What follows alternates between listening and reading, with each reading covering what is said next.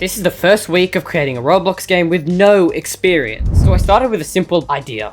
A base defending game where you fight waves of zombies and try to protect your base. On day 1, I began building the map.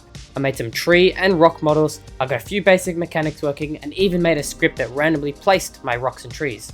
On day 2, I added my first resource, Amethyst. I made 8 pickaxe models, I created some basic GUIs, I made some icons, and I started getting the core systems working, like placing buildings, collecting resources, buttons, and menus.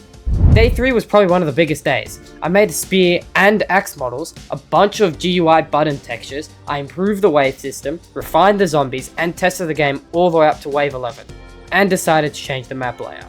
On day 4, I added ramps to connect the elevated areas of the new map. On day 5, I started making more models inside Roblox Studio.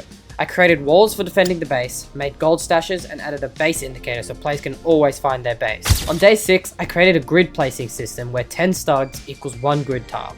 Then I remade the walls and gold stashes to fit that system and imported them into the game. And finally, on day 7, I barely had any time, so I worked fast. I made 8 working models for a slow trap and patched a couple of bugs. So that's week 1 of making a Roblox game with no experience. I went from having basically nothing to a basic functioning game. There's still a lot to do, but the game is already starting to come together. If you have any suggestions for what I should add next, please let me know in the comments.